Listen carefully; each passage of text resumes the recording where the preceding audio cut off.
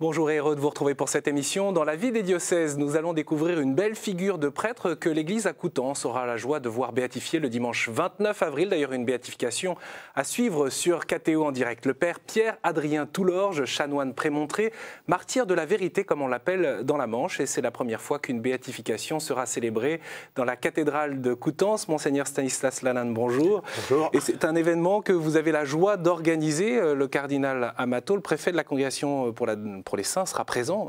Bien sûr, c'est lui qui représentera le pape.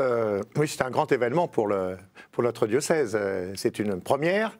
Et puis, la figure de Pierre-Adrien Toulorge est une belle figure, je crois, qui va aider les chrétiens dans notre diocèse, aussi bien les jeunes que les adultes, à découvrir des chemins de l'Évangile. Oui. Il faut dire que bien des fidèles de la Manche y sont attachés à cette figure de prêtre mort guillotiné au moment de la Révolution. Au cours de notre émission, on va bien sûr découvrir son parcours de vie, mais peut-être un bref mot sur votre diocèse auparavant. Coutances et Avranches, un diocèse rural, côtier, avec un demi-million d'habitants.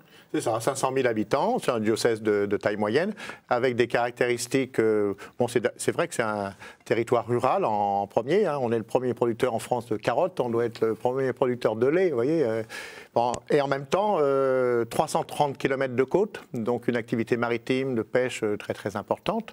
Et puis, troisièmement, le premier site nucléaire d'Europe, tout le nord du département, le Cotentin, avec la Hague, Areva, construction de sous-marins nucléaires. Et donc, vous voyez des secteurs extrêmement différents en même temps, parce qu'il y a environ 200 prêtres, beaucoup d'animateurs laïcs, beaucoup de laïcs qui ont reçu une mission ecclésiale, et un certain nombre de communautés religieuses, en particulier 7 communautés contemplatives. Donc, depuis... Bon, alors il ne faut pas oublier que 500 000 habitants, puis en même temps, pendant les vacances scolaires, l'été, ça se multiplie par 2 ou par 3.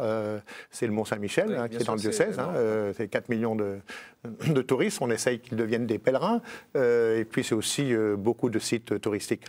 Dans un instant, on découvrira l'un des projets liés à l'histoire de la Seconde Guerre mondiale autour de Sainte-Mère-Église, l'école de prière également, l'actualité de votre diocèse. Mais commençons par le père Pierre-Adrien Toulorge, bien connu localement, peut-être pas suffisamment encore au-delà, mais cette béatification va être l'occasion de découvrir ce personnage, ce bienheureux dont le pape a autorisé la béatification il y a un an, le 2 avril 2011. La cause de béatification avait été ouverte, comme on dit, en 1922 avec 56 autres prêtre normand, puis oublié. Pour quelle raison? Ça s'est perdu, je ne sais pas bien, ça s'est perdu un peu dans les sables. Oui. Et c'est mon prédécesseur, Monseigneur Fillet, Jacques Fillet, qui a été donc évêque de Coutances jusqu'en 2006, qui en 93, aussi sur une demande des prémontrés, et puis aussi des fidèles qui habitent dans la région où a été en ministère le père Toulorge, qui ont sollicité, c'était exactement en 93, c'était le 2e centenaire de sa mort. Et donc, ça s'est passé quand même assez vite, parce que 93, vous voyez, 2011, 2012, ça a été une cause qui a été... bien menée. Alors, qui est ce prêtre dont les descendants, les religieux prémontrés, les fidèles de la Manche attendaient la béatification? Voici son portrait en images. C'est dans cette maison que naît en 1757 Pierre-Adrien Toulorge. Il grandit dans un milieu simple et profondément chrétien. Une enfance heureuse. Après 2 années de philosophie, il rentre au séminaire et sera ordonné en 1782. Il était vicaire à Deauville. Et il fut attiré par Blancheland. Blancheland, l'ordre de prémontré, il est envoyé à Beauport, à côté de Saint-Brieuc, pendant 2 ans, pour effectuer son noviciat. Après son noviciat, il vit donc ici, à l'abbaye de Blancheland, mais sa vie bascule avec la Révolution. Le 12 juillet 1790 est votée la constitution civile du clergé. Les prêtres doivent renier l'autorité du pape et prêter serment devant la nouvelle constitution. Les réfractaires sont pourchassés et le père Toulorge décide alors de s'exiler. Et il s'est exilé à Jersey. Et à Jersey, on lui a dit, ici, tu n'étais pas obligé de venir. Donc, pris de remords, il est revenu, il s'est dit, je repars, on a besoin de moi. Donc, il est reparti et effectivement, c'est quelques semaines après, il est revenu du côté de Port-Bail. À son retour, une loi a été promulguée. Tout prêtre revenant d'exil est passible de la peine de mort. Alors le père Toulorge se cache et devient un maquisard du bon Dieu. Arrêté, il avoue s'être exilé et se condamne lui-même à l'échafaud. Il sera guillotiné à Coutances le 13 octobre 1793. Il était le premier prêtre condamné à mort à la guillotine. Dès le lendemain de sa mort, les gens de Coutances l'ont appelé le martyr de la vérité. La vérité, pour lui, c'était quelque chose qu'il ne devait absolument pas rater. Et il était en foi avec son Dieu, avec son Église. Depuis près de 250 ans, l'histoire du Père Toulorge se transmet de génération en génération, lui qui est mort en martyr au nom de la vérité. Il sera béatifié le 29 avril prochain à Coutances, un événement qui fédère tous les chrétiens du diocèse. C'est la première fois qu'on célèbre une béatification dans la cathédrale. Et deuxièmement, c'est un martyr que les gens connaissent depuis longtemps. La vérité, la confiance en Dieu, voilà ce que nous transmet aujourd'hui le Père Toulorge, lui qui au bas de l'échafaud déclara « Mon Dieu, je remets mon âme entre vos mains, pardonnez, je vous prie, mes ennemis. » Je vais reprendre ces paroles, ces derniers mots finalement du Père Toulorge avant de monter à l'échafaud. In manus tuas Domine, entre vos mains, mon Dieu, je remets mon âme. Je vous demande le rétablissement et la conservation de votre Sainte Église et comme on vient de l'entendre, pardonnez, je vous en prie, à mes ennemis. Il y a cette conscience du Père Toulorge de mourir martyr, oui, de mourir pour le Seigneur. C'est clair, et puis en même temps, il n'avait pas du tout la vocation au martyr. Et il a même dans la dernière lettre cette phrase, je dis un peu comme ça par cœur, c'est que Seigneur, moi qui suis pécheur, comment ça se fait que j'ai la grâce d'aller jusqu'au martyr? Ceci étant dit, ce martyr arrivait après une histoire un peu compliquée, parce qu'en revenant de Jersey, il a pris le maquis, comme on vient de l'entendre le voir dans le reportage. Pendant plusieurs mois, il se cachait. Se cachait. En même temps, dans sa besace, il avait ce qu'il fallait pour célébrer l'Eucharistie.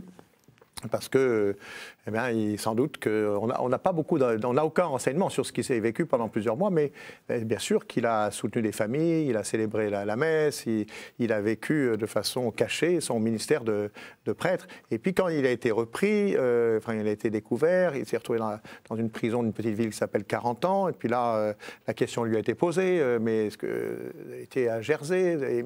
Oui, parce il n'avait pas compris qu'il aurait eu le droit de rester en France. Voilà. Mais une fois qu'il était revenu, il y a une loi qui condamnait ceux qui s'étaient exilés. Voilà, la loi s'est durcie et condamnait ceux qui s'étaient exilés. Donc il a dit non, moi j'ai pas fui, non, j'en étais pas, j'étais pas. Et puis il s'est repris et puis il a sauvé sa peau en quelque sorte. Oui, c'est ça. Et donc c'est ça qui est, je trouve, assez touchant dans cet homme, c'est que on voit en même temps ses hésitations, ses peurs, sa fuite. Et puis en même temps, l'esprit a travaillé son cœur pour qu'il ose dire la vérité, et en sachant qu'en disant la vérité, eh bien, il allait le payer de sa vie, quoi. Oui, d'autant plus qu'il n'y avait pas les preuves formelles qu'il était allé à Jersey. Non, on avait les traces de papier, voilà. Mais il n'y avait pas les traces formelles. Donc il aurait pu sauver en quelque sorte. Exactement, c'est son témoignage qui a finalement la réponse qu'il a donnée, qui l'a conduit finalement ensuite à Coutances où il a été jugé. Et puis le 13 octobre 1793, il passe à l'échafaud. Alors moi ce que je trouve extraordinaire, c'est que voilà un homme ordinaire, quoi. Voilà, dans lequel on peut s'identifier, en plus il est mort, il avait 36 ans, et donc aussi bien des jeunes, des adultes peuvent s'identifier à lui parce que sa vie n'a pas été extraordinaire. Et moi j'aime bien dire, je le disais l'autre jour à des catéchumènes, le jour de l'appel décisif, je dis, voyez, voilà que Dieu a cette capacité de faire de l'extraordinaire dans nos vies ordinaires. Et je crois que c'est pas seulement vrai pour Toulorge, c'est vrai pour chacun de nous. Alors il y a cette phrase de Paul que je trouve... Bon, c'est dans la deuxième lettre aux Corinthiens. Nous portons un trésor dans des vases d'argile. C'est un petit vase d'argile que Toulorge, et oui, il portait un trésor. Le trésor, c'est le Christ, c'est l'Évangile. Et je crois que soit béatifié un tel témoin, une telle figure, ça nous dit à nous que c'est possible de suivre le Christ. Et je voudrais revenir sur une parole, parce que c'est vrai qu'il s'est passé quelque chose dans le cœur de cet homme, précisément dans les dernières heures de sa vie, où il se dit, bon, je choisis la vérité, je ne peux pas mentir, et il se condamne quasiment lui-même, puisqu'il sait, on peut imaginer donc le rendu de justice, le jugement du tribunal. Et il a de la joie, précisément, à ce moment-là. Et il dit à une des religieuses qui croise et qui connaît, la sœur Saint-Paul, il dit « Madame, les larmes que vous répondez sont indignes de vous et de moi. Que diront les gens du monde s'ils savent qu'ayant renoncé au monde, nous avons peine à le quitter ?» Et d'ailleurs, quand il rentre après le jugement, il doit être exécuté dans les 24 heures, il rentre et ses compagnons de cellule lui disent, mais il le voit joyeux, illuminé, il dit « Bon, ben, ça y est, il a sauvé sa peau ». Et c'est là qu'il dit qu'il va être martyrisé. Donc il y a une espèce de joie, de paix intérieure étonnante. Hein, comment on peut le décrypter pour aujourd'hui Je crois qu'à vue humaine, ce n'est pas décryptable. À vue humaine, ce n'est pas décryptable. En fait. Que vraiment, le martyr, ce n'est pas rien. D'être condamné à mort, ce n'est pas rien. Et voilà que cet homme, je crois, ayant fait tout un chemin spirituel, après, de fait, une histoire un peu... Il a fui, il a menti, il est revenu sur ses déclarations. Je crois que... De fait, il était en vérité et avec lui et avec Dieu.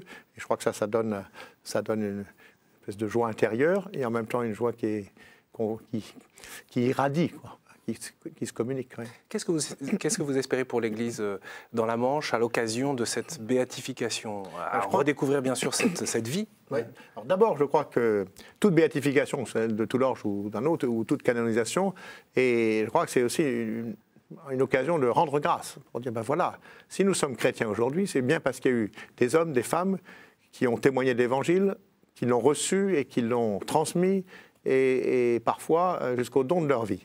Et donc ça montre d'abord que nous sommes des héritiers dans la foi.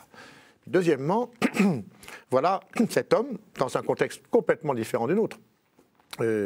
D'ailleurs, c'est lui qui est béatifié, c'est pas la période qui est béatifiée. On dit la Révolution, non, c'est cet homme. Souvent, la mémoire de la Révolution, voilà. C'est un peu. Mais non, c'est l'histoire de cet homme et qui a essayé de vivre de l'Évangile dans le contexte difficile dans lequel il était et d'être témoin de la vérité avec un grand V.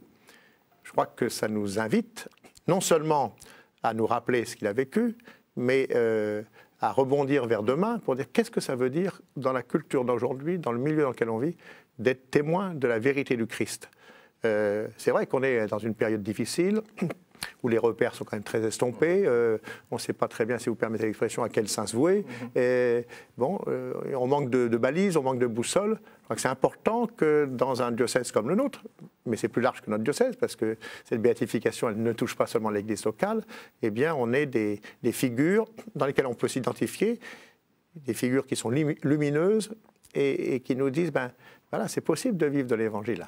Et que résonne cet appel à la sainteté, comme l'a tant insisté le Concile Vatican II. Hein, maintenant, ça nous fait aussi penser à tous ces chrétiens, ce n'est pas le cas en France, mais dans un certain nombre de pays chrétiens, des laïcs, des prêtres, des religieux, des religieuses, le fait qu'ils sont aussi persécutés au nom de leur foi. Un mot, Monseigneur Lalanne, on se souvient de la béatification de sœur Marguerite Rutan, martyre de la Révolution elle aussi à Dax il y a quelques mois.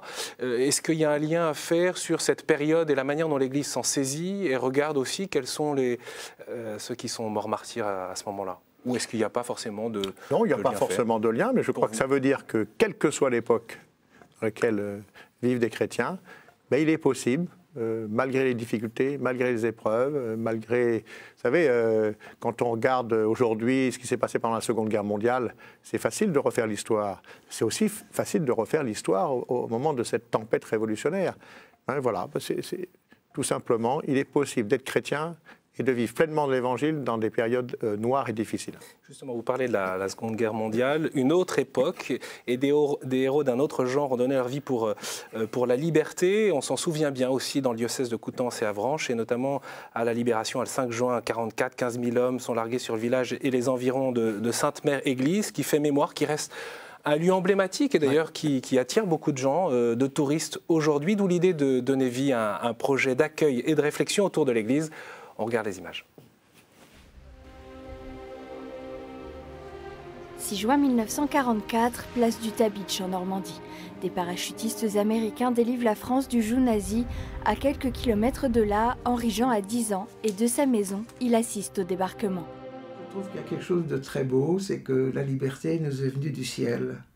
Ailleurs, on est arrivé en bateau, c'est la conquête classique d'un continent, on arrive en bateau, comme les Vikings. Par la suite, ça a vraiment imprégné toute ma vie. L'histoire avec un grand H a marqué profondément Sainte-Mère-Église. Partout dans la rue, les souvenirs sont présents. C'est devenu vraiment une ville symbole, puisque c'est le départ, c'est ici que se trouve la borne zéro de la Voie de la Liberté. Donc, comme c'est on peut dire le commencement de la liberté retrouvée sur le sol de France, eh bien, évidemment, c'est devenu un symbole. À Sainte-Mère, entre 3 et 400 000 visiteurs viennent chaque année du monde entier. Un tourisme de mémoire. Et au centre des visites, l'église et son clocher, où un parachutiste est resté coincé lors du débarquement. Les gens voient les lieux où se sont déroulés des événements douloureux. Parce que certes, c'est la liberté retrouvée, mais ça s'est fait aussi dans la guerre, dans le combat. Et ça veut dire aussi qu'il y a eu énormément de victimes. Et prenant conscience de tout cela, l'Église, c'est véritablement le lieu où on va rendre hommage, où on va faire mémoire. Faire mémoire et aussi prier, l'église est le lieu le plus visité de Sainte-Mère. Il suffit de regarder le recueil à l'entrée ou les intentions de prière pour se rendre compte de la double vocation du lieu, la mémoire et la prière pour la paix. On s'est dit qu'il fallait faire quelque chose pour accompagner ces personnes qui venaient ici, leur faire des propositions pour qu'ils trouvent dans l'église aussi des propositions de prière, des propositions de méditation, des propositions de réflexion. Un grand projet incarné par ses sœurs. Pour l'instant, elles sont 3, 2 françaises et une allemande, toutes de congrégations différentes. Elles vivront à Sainte-Mère, prieront dans cette église les laudes, les vêpres, mais aussi accueilleront les visiteurs. Quel sera notre regard sur ces personnes-là pour manifester un accueil, pour faire des propositions de textes sur la paix, d'expositions sur la paix, peut-être d'interventions épisodiques.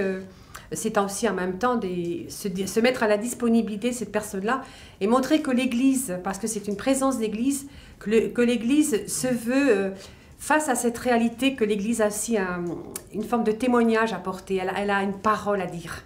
Pour mieux transmettre cette parole, un hall sera également aménagé à quelques pas de l'église pour développer des projets autour de la paix et de la réconciliation.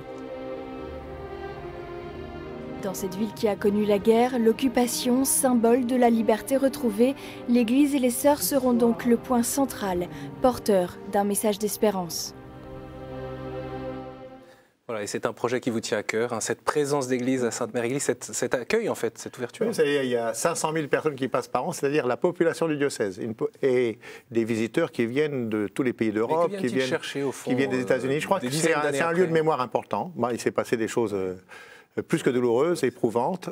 Puis en même temps, c'est un lieu de réconciliation. Moi, je vois des familles françaises qui accueillent ceux avec lesquels on a combattu, les Allemands. Il y a toute une dynamique. Parce que les Allemands viennent aussi. Les Allemands reviennent là, oui. Et il y a des amitiés, de très belles amitiés qui se sont nouées. Enfin, et je me dis, voilà, c'est un lieu vraiment très fort, symbolique. D'ailleurs, la paroisse s'appelle Notre-Dame de la paix, de paix et de réconciliation. Et le projet qui a mûri là depuis 3 ans, c'est de se dire, est-ce qu'on pourrait rebondir, profiter de cette symbolique pour 3 choses. La première, d'avoir un lieu où on prie pour la paix, ça se fait déjà, mais d'avoir une communauté religieuse, intercongrégation et internationale. Il y a actuellement 2 Françaises et une Allemande. Oui, c'est extrêmement fort aussi. Et on espère bientôt, qu'il y aura une congrégation américaine qui pourra déléguer une sœur, donc avoir une communauté internationale et une présence de prière. Deuxièmement, de pouvoir proposer à tous ceux qui passent peut-être d'aller un peu plus loin dans la réflexion. Et puis troisièmement, de faire des propositions, je pense en particulier pour les jeunes. Je crois que c'est très important de dire, mais qu'est-ce que ça veut dire aujourd'hui, non pas sur un autre continent, mais là, tout proche, dans ma famille, dans mon groupe de classe, dans mon environnement, qu'est-ce que ça veut dire aujourd'hui que d'être artisan de paix, de réconciliation et de pardon. C'est au cœur de l'Évangile, et je crois qu'on a aussi à à en faire l'apprentissage les uns avec les autres. Et donc je crois que c'est un beau lieu pour un tel projet. Oui, parce qu'on rêve souvent de devenir peut-être pour les jeunes des héros imaginaires, mais c'est plus difficile d'être des petits héros du quotidien, dans ses choix de vie, dans sa cohérence. Enfin, même si on reprend la discussion aussi par rapport au père Toulorge, au fond, lui souhaitait visiblement pas devenir forcément un héros. Hein. C'est clair, et puis alors... C'est pas le lieu n'a pas vocation à régler des problèmes internationaux, etc. Non, d'être modestement, mais avec audace, d'être un lieu qui permette de prier, de se former pour être avec ceux qui nous sont proches, je crois que le monde a besoin aujourd'hui de tendresse, de réconciliation et de paix. Ça ne veut pas dire que tout le monde est beau et tout le monde est gentil, mais comment entrer dans cette dynamique qui, à mon avis, on a comme belle figure, là, c'est le prince de la paix, c'est le Christ. Bon, voilà. Et pour ça, il faut se nourrir. Il faut se nourrir de la parole, il faut aussi se nourrir de l'histoire, parce que je crois aussi on comprend mieux aujourd'hui en relisant le passé, et puis de faire des propositions peut-être novatrices. Cette sœur, qui est une sœur d'une congrégation de la Manche, évoquait des expositions, des propositions. Et puis peut-être que l'été, ces congrégations pourront aussi nourrir, développer la communauté pour qu'il y ait une présence durant toutes ces périodes. J'allais dire entre Pâques et octobre, il y a un monde fou qui passe de tous âges et de tout pays. Je voudrais qu'on évoque, Monseigneur Lalagne, une belle proposition aussi de l'Église, puisque vous parlez de ces jeunes. L'école de prière, c'est 3 jours, et c'est une proposition qui est faite régulièrement, donc tous les ans, autour de Pâques, cette année 11, 12, 13 avril, pour les enfants. Pour quelle raison? Je vous propose d'écouter la responsable de cette école de prière, et puis bien sûr, on vous écoute ensuite. C'est un plus qui vient, je dirais, compléter la catéchèse qu'ils ont eue dans l'année, pour ceux qui l'ont eue. C'est 3 jours où l'enfant va apprendre à s'approcher de Jésus, leur donner la possibilité d'apprendre ce qu'est la prière, de l'approcher vraiment en eux. On dit que l'enfance c'est dans l'enfance tout du moins que la prière s'ancre petit à petit en soi. Et je pense que c'est vraiment ce qu'on essaie tout du moins de leur faire approcher. Et ils sont très réceptifs finalement à cet âge-là. Même si on est à l'heure du zapping, il n'empêche qu'à l'école de prière, on a vu des temps d'adoration par exemple, pendant 10 minutes, un quart d'heure, voire 20 minutes pour les plus grands, où il n'y avait pas un bruit. Voilà, des enfants donc, qui sont capables, si on en doutait, de rentrer dans cette prière. Ça fait 300 enfants qui, pendant 3 jours, on est en internat là, avec des aînés qui sont le 4e, 3e, des aînés qui sont des lycéens, des aînés qui sont des adultes, de vivre cette école de prière, comme ça vient d'être évoqué. Moi, je dirais c'est une école d'expérience d'église, parce que de fait, il y a un apprentissage de la prière, ça ne s'invente pas, il y a un apprentissage, mais c'est aussi l'apprentissage de la vie en communauté avec d'autres, c'est aussi un temps des temps d'enseignement, c'est aussi des temps de célébration de l'Eucharistie, des démarches pénitentielles. Donc c'est vraiment une expérience d'église, une expérience communautaire. Moi, je trouve ça vraiment merveilleux. Alors là aussi, je suis un héritier, parce que ça a déjà de nombreuses années, et je crois que ça vivifie la vie des communautés et aussi de ses enfants. Parce que je crois qu'aujourd'hui, je crois que c'est important qu'on ait des temps forts. Vous savez, on a une catéchèse qui dure 3 quarts d'heure. C'est important d'avoir une catéchèse régulière toutes les semaines, mais c'est aussi important de faire l'expérience de la prière, faire l'expérience de la vie en église. Ils repartent gonflés à bloc. Les jeunes aussi, qui les ont accompagnés aussi, les adultes. Moi, je trouve ça merveilleux, et je souhaiterais que dans l'avenir se développe ce genre d'expérience, parce qu'on fait une école de prière pour les enfants, mais il faudrait maintenant qu'on fasse aussi des écoles de prière pour les adultes. Bon, l'invitation et l'idée est lancée. Vous êtes évêque de Coutances et Avranches depuis 2007. Oui. Quel regard vous portez sur la vie de cette église, dont on en perçoit des grands événements avec la béatification du Père Toulorge, des petites propositions, des beaux projets Sainte-Mère-Église? Vous savez, vous avez tout à l'heure parlé de cette lettre, ce passage de Paul. Oui. Nous portons un trésor dans les vases d'argile. C'est exactement ce que nous vivons dans un diocèse comme le nôtre, qui a des potentialités, une chose merveilleuse. Moi, quand j'ai vécu l'appel décisif des catéchumènes il y a quelques semaines, On est au ciel déjà, hein, voilà. Puis en même temps, on a aussi nos fragilités. Il y a moins de prêtres, on vieillit, eux comme moi. Voilà. Et en même temps, il se passe des choses extraordinaires. Ça veut dire que dans l'humilité et la modestie de ce que nous sommes, eh bien, là aussi, Dieu fait des merveilles. On parlait de l'école de prière, on parlait de Sainte Mère Église. Mais il y a les points d'appui. Et puis, il faut qu'il y ait quelques points d'appui. Mais il y a aussi d'autres belles choses qu'on n'a pas le temps de dire en 26 minutes d'émission. Et dans la vie toute simple des paroisses, des aumôneries de collège et de lycée. Moi. Enfin, en tout cas, moi, ma prière a complètement changé, c'est un grand mot, mais elle s'est vraiment transformée parce qu'elle est colorée et habitée par tout ce que je peux voir. Et donc, c'est pour moi une action de grâce vraiment continuelle. Un grand merci d'avoir été avec nous pour cette émission. Bien sûr, on retrouve sur le site du diocèse de Coutances et Avranches les grandes propositions autour de la béatification qui se déroulent, je vous le rappelle, le dimanche 29 avril à 15h30. Une béatification à suivre également en direct sur KTO et ça dépassera donc les frontières du diocèse. Et je vous signale également la journée randonnée évangile pour les familles au départ de Blancheland, donc en lien avec le bienheureux Toulorge, le 1er mai 2012. Avec une messe à 16h à Deauville, c'est DOVI2LE. Un grand merci encore d'avoir été avec nous. Cette émission, vous la retrouvez sur le site internet de KTO et d'ailleurs vous pouvez également la partager via les réseaux sociaux.